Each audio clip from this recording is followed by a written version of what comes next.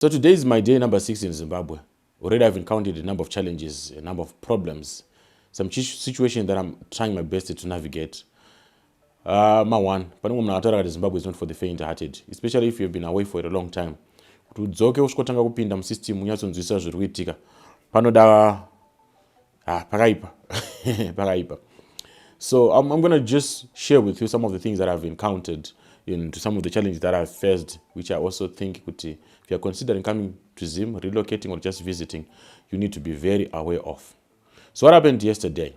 We had our day planned with the guy that I'm staying with. Why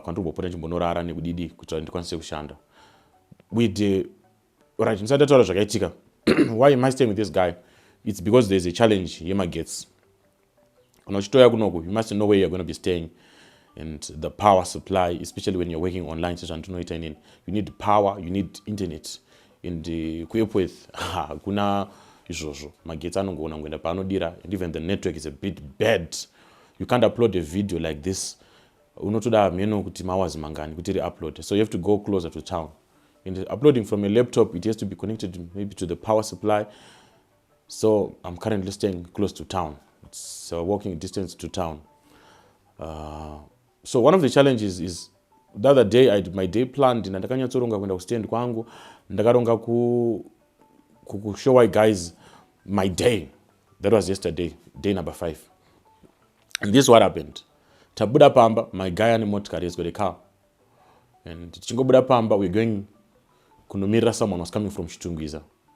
So according to me, in Indian South African license, like I always say, 16 years old South Africa, so my license was to South Africa. It was MTMM road of South Africa. And we had to call this guy who was coming from Chitungwiza. So first one, akabudisa phone yake, take out his phone to make a call. So I ndidi munhu anofona achindi driver. Ndikashikobata phone kana kutext up a phone, I don't feel comfortable. When someone wants to text, I prefer that the driver just parks by the side of the road. So the closest place, which also seemed like the most sensible thing to do, was to just go by the bus stop. Repa Coca-Cola, coming from Glenara, Glenara, bus stop, Repa Coca-Cola, to the left. My guy had to park there. I can go park without a minute. I can go park. Go samotkari mu neutral. Asina ndo mdzima mota abata phone yake. Two akomane kanzuru, council police municipality ndo kanzuru. Vatoya wanaisa chisimbi chake muvhiri. Wana wacha atoya kuti masungwa. What have we done? There's a new bylaw which says you can't park at a bus stop. The bus stop is only for buses. So he's saying, where do we drop off a person? Wavane munu, trying to pick your relative. The papa unompaka.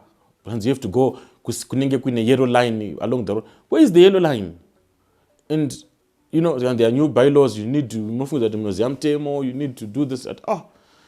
So I was sitting on the passenger side. My guy was driving there. So I was trying to passenger gabud. You are sunga driver. Passenger gabud. Where am I going? I'm being chased away from the car. Mutkariato sunga makutobuda. Dabuda panzinda mira. Then I'm looking. The guy I saw Simbim Viri is the one who went to the driver's seat. I got to do driver chiva. Which no garao. Driver I don't know garao. Then he started driving the car. Simbia isa iripo the Simbia be anorwa motkari ya muni akwesha motkari. Like guys, now you are the council ma kanzuru matoita mosha I mosha. Patanga fonda supervisor then kaya motkari the kanzuru za yambe ya uya. Yakatagura vanhu more than 10. Then I said no guys, this we need to sue you. Maura ya motkari, this is ameno zvienda traffic around chi but maura ya motkari. The guy was like no. Mosha yenyewe, we're just warning you makufana kuenda. And but mosha yipi ndakutanga kuti ma bosses acho ayawe yamotkari. But no. Guys, you want to make a phone call. Kutuone munhu atoda kupika rubva Chitungwiza kuti ari kupi. The most sensible thing to do for, according to my understanding, is parking by the bus stop. There's no congestion, there are no buses. The bus stop is quite empty. I don't know the mayor or whatever who puts the bylaws, but guys, and is it my bylaws actually it was just a law that was being made up. So we took some photos of the car, Pangapango Marwa. I don't know if I'm going to share here. If they are there, you will see them. But I do have the photos. Then my guy is a journalist, accredited journalist. I started taking the video of the guy and Gaita Monshayo. The next thing, tichida kutaura, vatotenhesa motikari, vakomana vajambira motikari, vatodisappear, vatotiza. Tikasara tikati, saka what's going to happen now? Insurance toda kuziya, is there not going to be a police report yezvaitika? So we had to go pa police iripo pa Coca-Cola. Taudza mapurisa ndo zvaitika, bring the car, taendesa motikari paya. Mind you, we have a day that's planned. That was around 11. The day redu planned, tichaenda kutoda, so we're going to do this. Taenda. Then police and say, no, this is bad. When apara mosha, they were not supposed to run away. Motikari yaurawa yakwanganiswa. They need to panofanirwa report. The police had to sit down. Vakutanga kubvunzana. Saka this case ichi toiti traffic here, toiti ichi. And no, this is a malicious damage to property. You have to go and report to Briside. Pinda motikari, let's go to Briside police station. Tasvika kuya. I'm not going to say much about what happened there and zvinoitika. Sometimes kana uchireport mhosva, you end up getting a problem. You end up getting scared. That's why I've seen a lot of people unotadzirwa unenge waitirwa chinhu. But the moment you don't report nyaya yako, unototanga kuto I will not say much, but I think there has to be something that needs to be done in terms of PR. Now, vanoona kuzorepota nyaya dzavo, how they are treated. Because ndini ndaitirwa mhosva, but I won't say much, but Mwari dei vapindira. Then the guy said no. So the conclusion to that part, mfesi wanga bangozo zvanzi no, panapa endai kwakuru wekanzuru, kanzuru ndo yakura ira motikari, endai kwakuru wekanzuru. My guy was adamant. He said no, my car yakanganiswa, we have to go. Na remembrance drive. Tasvika kuya zvanzi no, hapasiripo panapa na remembrance drive. Go kuna njere, kunonzi kunjere, njere, NJERE. Padhuze ipapo ndo pane vakuru wekanzuru. Zato past 1-2 from 11 o'clock. The car guy rode out motikari yake igadzirwa. Tasvika paipe kwakuru wekanzuru. You know when your people appear on social media and stuff, vakoti zato nyaya ko mavideo aya takazoona. Then the guy wakutonzwa ko nyaya wakaita paipa. He was given advice. Akapiwawo. But at the end of the day, no one was sued. No compensation was going to be provided. Zvinhu zvinowanika, zvinoitika. Munhu anogona kuruza basa nekudii, but munongonzwanana mazodai. To cut the long story short, we wasted all these hours trying to find kuti pangabatsirwe munhu uri pangaitika ichi zvakatongopera zvakadaro. Then we had to go around past 4-5 for a shoot in Dombo raMwari. The guy anoita ma episodes anoita, we had to go, then he had to do his shoot. Ndoine video shoot one andakazoisa. So that's what happened. And I don't know. I want to go back to the challenges that I faced so far. One of the challenges yandakanyatsoona kuno, and the challenge yoyoka, I don't know if I'm going to overcome it. I don't know, because I'm going to fight it, but I'm not sure if I'm going to win in the battle to this. Challenge, people expect things from you. People expect handouts from you. People expect money from you. People expect money from you. Some don't expect. They don't ask. But unenge uchingoona kuti panapa ndozvokufana kuitika. Just imagine ungona kuswera nemunhu wekumaraini. Mutongoona kuti maatone nzara but hapana action yaari kuita. Utozopedzisira watenga drink. Then also pane pekuti you want to visit like the old panana gogo, panana mai vakatirera, vamwe wataingoona vekuchechi and stuff. Ukasvika kumba kwavo, hazviite kuti usvika asina chinhu. Unotenga katuke jike sugar, 2 loaves dzechingwa, pamika majarini and something, watodonza $5, $6. Ungosvika chiti, makadiko gogo, kuri sei. Remember, pandakasvika kune vamwe gogo, ndabuditsa katuke jike sugar, nechingwa, majarini, kanzi, maita mwanangu, maita, muchitenda. Takutobuda zvikanzi, dei gasi iro rine gasi, ndakutoona kuti ndadi, ndawana $1 rekuti gasi nditi. Then you did, I just gave you $2 and I said, okay, it's fine. Mungo chaka ugasi re $1 mungo na kuti muchaita sezva muchaita kanzi waita mwanangu. Before you know it, $10 yatodona. So usamboshamisire kuti une mari. Usambobuditse pausingakwanise kubuditsa. If you have a budget, stick to your budget. If you are going to say I'm going to use this money, use that money. If you kana zvanga zvisiripo pabudget pako, don't use the money because unoramba uchipera mari, especially if you have no income. Unowacha. Wacha unopera mari. So that's one of the challenges that I faced. iyoyo yekuti people will be expecting you to do things. Ndipapo chaunozopedzera wazviita. Ukapinda mutauni mukatenderera nemunhu ukapfuura nepasadza paipe chero chita $1 kana $2 ukutoona kuti iwo ndo wakubudisa mari because anenge kutarisa kuti baba mukoma wakabva kudiaspora. Inde pamwe pacho you feel like you are obliged to do it. Watobudisa mari yako wombwa watozviita. So that challenge I think I'm praying kuti mari ndibatsire kuti pandichafamba either kuenda mutauni ndongoenda ne$5 or mari inoenda nekombi, so that I won't overspend or won't go beyond my budget because pakaipa. I also want to thank kuti I landed in $200, but as I speak I have about $180. I've spent I landed in $200. As I speak I have about $210, but this is day number 6 and I've used over $100. Means that you're going to kuti munhu akasvika ne200 but ari kuti ane 210 akaspenda over $100. What happened? Nichaita video specifically to just I'll do it on day number 7, that's tomorrow. Nichikuudzai kuti ndakashanda mari, ndikawana mari, ndikatenga chi, ndikadi. I've been writing those things down. Transport, food, the man that I'm buying things for people and stuff. I've been writing it down. So I've actually discovered that if you've got an income, especially when you're working online like I do, or when you to my service around the area, like I provide video streaming services, I do video editing and stuff. When you can do that, this is a poster, $10 a hour, zinobatsira, then you're just coming in and you have no source of income. So make sure you have something that is going to give you money. That income is needed, not to you are mad. So it's helping me. So it's an advantage. I have $10 more after a week, which means ndakaspenda but pane yakapinda, and it's very, very helpful. So far so good. That is another challenge also. This, I don't know if it's a challenge or it's something that you need to look into. There is desperation. I'm sorry, I don't know how nice I'm going to put it, and some words up could be a bit nice or sound nice, but I think it's something chinofana kuonekwa, especially nevanhu vechirume. Vanhu vechirume, and kumadzimai but vanhu vechirume. I'll speak from my side, semunhu wemurume. I've seen this. When we went to diaspora, we had friends. We had Anatamba Nawo, we had, those friends, people were close to us.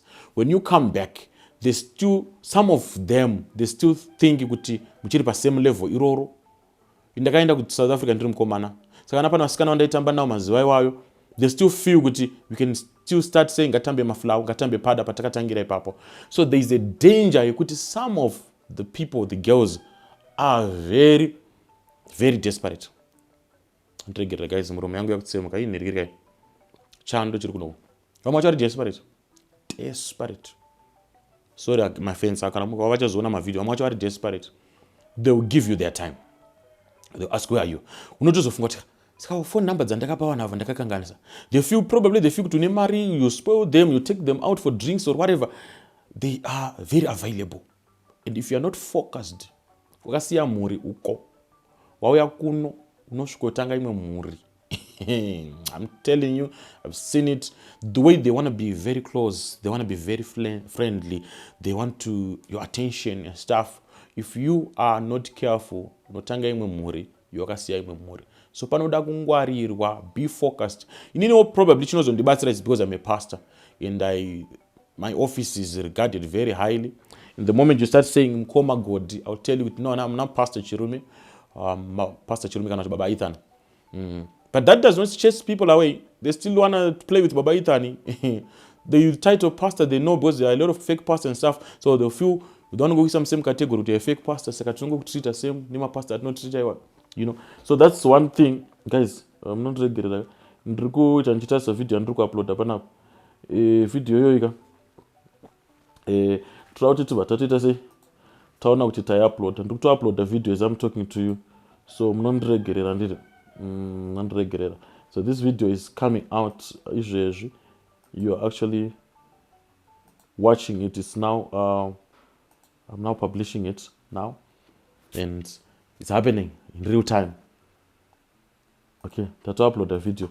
It's actually premiering right now. This video is actually premiering. So because we are using data from the phone, for 2 gig, you can do that over the 2 gig plan. Doing me challenge your data. ndikuisa data mphone ndatoshandisa 3 gig ipapa kuuploada one video. That's $3, 2.89 gig. But the video, I think you're actually watching it because I started Buddha. So this one is actually premiering. So in the tower, that case, you could be focused. You need to be focused, guys. You need to be very, very, very focused. Kuti ndakauya kuzoona kuti ndinorilocata sei, not kuzotanga imwe mhuri. Because unogona kutoitanga, vana vacho vanotoda ende vanonzwisisa kuti une mumwe munhu, but they want to be very close to you. So that's something that you need to look into, and you need to be very, very, very careful. Okay. What are the other challenges? Transport. Yo, guys, transport is a challenge. And I've also gained some weight. I remember I used to weigh size 20 something. When I left Zimbabwe, I was around 24, 26, my waist. Takuma 30 chakadaro, you know. Takuma late 30s in terms of waist size. So, patime bawa comfortable mkombi mchigara muri 4. Now we can't. Even mutumota turiko tumwe my lunch box, so you have to sit 4-4. And I'm sitting there like squashed. So you don't know it by yourself kuti ndiwato simba kuti kuti vanasagara zvakanaka. Amwe vakazotaura kuti mune malandlord munomu hapana baba wadhafu arapo. Ndakutonzi mudhafu. So pane mama weight yekuti unoona kuti achadiwe mukombi amana like yangu achadiwe mukombi. Ndiye chitokomesera vanhu. Even though I don't feel like ndanyanyozodaro because my kgs angu achiri very reasonable. So transport issue. Public transport will humiliate you. Inokuhumiliate kwete mbichana, no humiliate kwakani kwete mbichana. I had to preach on Sunday kuchurch kwanda chinoparidza kumbare. Ndakwira kombi. Vanhu vakazopisira vandimirira, pastor vacho vakaenda vaida kuenda neni, vakazotatumira elder vamira urimo mukombi. Uchiona ndopandura kuenda napo, but kombi yakamira. The issue of transport, guys, you don't go where you want to. Panguva yoda kuenda, you have to stop. Unorongerwa na driver wekombi. Yanodetermine kwauri kusvika. And you are forced kusvika kumba early. Manguva yechando ino 5 o'clock, 5:30 kuni kwakutodoka. So your mobility is very limited. So I was thinking, should I go back to Durban and drive back? Should I fly to Durban? Should I get a bus near Durban, then I get my car, come back, so that I don't need to ease? But also I'm thinking I need to have that actual experience, the real experience on the ground, without a car, face the real challenges that any ordinary person is facing, so that even when I'm sharing your story to you, you can also relate to it. So that's the one thing. If you're relocating from South Africa, you can get your car, especially if you're duty free car, coming with a returning residence. That would be very perfect. You can move from point A to point B because your mobility, one. So I would imagine if I'm coming and my wife, I think 2 years. That one is 7, that one is 14. So mucheche makambata pamakumbu. Umfana mwana 7 nowadays, which means mnemu to that big city in the rain. Muri yangu cheti big city. 3-4 takazara ikoko. Totongobadira big city. Tichisvika nguva kwatiri kuenda tichizoda makombi mangani uchibva uku uchienda uku. Yo, it's terrible. It's very terrible. So also in my conclusion to this video, I also want to address the issue of a video yandakaita nichitaura pamusoro pemastands ari kutengeswa. I want to be very clear on that one. I heard someone saying, hey sister, avazoenda nema heels. Let me clarify on that. That lady was coming from the radio station, well dressed for radio station. She was going to her office. I turned to office. Then I had to call her and say, Ndrukukumbirao, just an hour of your time. She is the boss. She is the one who runs the company. Just to property, she's the owner of the franchise, Yemuno Marare. You know, a lot of people in South Africa could be, just property. It's a company. That's how they dress. I don't think I'm use and the clientele yao kunyanya. Vanu varungu, to be honest. Not kuti ndiri but varungu and stuff. Even environment in office kwao unotongo unoti pane zvachinja. So it was actually an honor for me kuti ndi murungu mukuru boss chimama chepakamba nchibvume kuti I'm going to spend an hour and 30 minutes with you showing you the real stance. Tisangotaure tiri mu office, let's go on the ground. So she had come Nema Hills, she had to go with me Nema Hills. So I think on that party Nema Hills I've answered you. Then also she was not prepared for an interview. She thought I was just going to ask her off camera. Because this I'm doing for myself, but I'm sharing my journey with you so that you can also benefit. So I could have just gone there. She showed me, no cameras, nothing. But I thought I should use this platform to also show you. Because izvezvi she's been busy with people from the UK, vanodotenga maplots, vanodotenga mastand, vanodokurendesa. She's now busy. So here she thought she was going to help me. Ndozongotaura nezvazvo probably ndaenda ndikazonodai handika. But I actually said I'll switch on the camera. And for you to see that we were not even prepared for the video, your microphone was off. So that's not a charge because we're not prepared for a shoot. So your mic was not even charged. One yangu. So yes, voice ndakatozonoti yaipikwa nemicrophone yangu. Because yake yange yadzima along the way. And I was excited. I was talking a lot. My apologies for that, but the details are there in the comment section, in the description. Kuti munobata yevai okudze pamusoro pemastand. Kuti anoita mari ikupi. It was not a paid advert. Atinobvira tawana kana mari. It was my gen that was sharing. Pamwe kana vanzoda kuzotengerawo drink because macustomer maakutenga mastands maakumutsvaga. Nazoda kutengerawo mastands. So I had to clarify on that. So some of the questions, some of the comments ndaitoona, you can tell a comment kuti iyi ndeye competitor ari kutengesawo mastand or something. Ari kutaura zvaari kutaura. Iyi ndeye genuine person wants help. We see, we know those things. But I feel kuti when we are commenting on these videos, let's be genuine in our comments. Let's be constructive. Sometimes I don't want to do like Facebook. You end up deleting my comments, blocking people. I've actually deleted a few, maybe 2-3 comments like, this bad energy. I don't want it on the platform. And with YouTube, it's good. It's just 5 seconds. You remove the comment or you block the person. Channel. That's not the thing. We want the channel to grow. We want people to come. I want you to share. I want to share my journey with you so that you see what's going to be happening in the next 30 days. I'm left with about 24 days now. And I'm going to be sharing with you. One other thing is, I went to my stand Yangiriba Road. And for privacy and security reasons, I will try my best to limit the shots. Because the moment I show you my shots, I saw those people vanozia road what was the one day upper. In the panel to Woneka. The features, there's a school close by, there's this. So the moment I show a video, you can go into Gutara, because my company that won't be good for my privacy and also for my security reasons. Probably I will do my limited shots right on the stand angles that you won't be able to locate. People won't be able to see it in the kupi chaiko, the papi chaipo. So what am I doing on the stand now? I'm going to be doing something ka cottage. Because Spanish and Dagan's was with Kamjimboyo, near the masters, no gonna kunetsa. So I'm gonna be putting something, probably Jurao, which Pangwane structure repo, because there's a lot of talk that's happening in that area. And I'll share with you in my next videos, once I pizza that structure. And I'm planning with a car wash. Just a car wash, nice, modern. I pray that I will win on that. It's not something that I'll invest much in, but it's something that I want to be there. Because since I'm on the road, very accessible. Ngapangweta car wash, pangweta to movement. When there's a car wash, azozoshayiwa kuti unonga kutotuma tools twekutengesa, be it kufixa kuti pane chagano, fixa matai or something. The place is convenient for that. I'm looking to do that.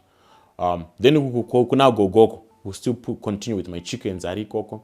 And right now, after this video, I have some posters to do, some posters to design, which will give me around $30 to $40. And we're also going to be going out to shoot something. That's how my day is today. We're going to shoot something. There's a place at Twin shooter, an interview with another lady. Akabatsiro Chimba under media. So Twin on shooter Tony. That lady akachekwa gumbo yawe. I think you've seen here on Standmasters social media platforms. We're going to see and follow the story. Kuchakatengera papi kwenda kupi zvezvo aitika so far. And also give thanks to Chibanda Media because ndo vakatanga ne story yoyo and vakatsvaga vanhu vanobatsa. Yo guys, I'm talking too much today, but I think this update was necessary, and these are the challenges that I faced so far in Zimbabwe, and I'm trying hard to beat them. The data challenge, network, connect, unlimited, $45. It is slow. It's very slow. So I had to do net one again, $15. The 45 and the $15 one, yeah, that's on me. Saka itori me expense yo $15. Yeah, ndakatenga a month ingone 15 gig. Papa video atatu pa mamchona nchi upload up. I've actually used the 2.8 gig. It's almost 3 gig. Kutopera. And zoti chanditra ndi upload mama videos mangani chadi. So yo, it's hectic, but it has to be done. Dekwanga kuri ku Durban. $30 it's internet unlimited yemwedzi wese. you're having uploads of 50 megabytes per second. The video won't even take 10 minutes to upload. It's taking 1 hour, 1 hour, 10 minutes to upload, which is what it is. This is Zimbabwe, this is our land. We're going to build it brick by brick. So if my journey has been has inspired you, if you have questions, feel free to also hit me in my WhatsApp. I'll send my WhatsApp number description. I'll send my WhatsApp. That's a personal WhatsApp number. Some you can go also inbox me to YouTube. Godwin Chirume, YouTube Godwin Chirume on YouTube. You can just send message in my inbox, and you can take the conversation going from there. So these have been my challenge, the challenge that I faced so far in the 6 days that I've been in Zimbabwe. And mind you, some of the videos ndichamaita maybe after a day or two. Oro ndinenge ndatomaita musi iyoyo, but ndozomaupload a day or two because of the internet and other challenges dzinoitika. So mune muchingoona, just try to follow ngoti ndozvakaitika musi uyu, ndozvakaitika musi uyu. If you have a kwawakawaka where you want me to go and see, let me know. I still have friends that I'm going to visit. I'll be showing you the videos. I still have a lot to do. I don't know if I'll manage to do all that in the next 24 days, but I pray that I'll be able to. And Godwin Chirume is my name. To meet again in my next video. God bless. Peace.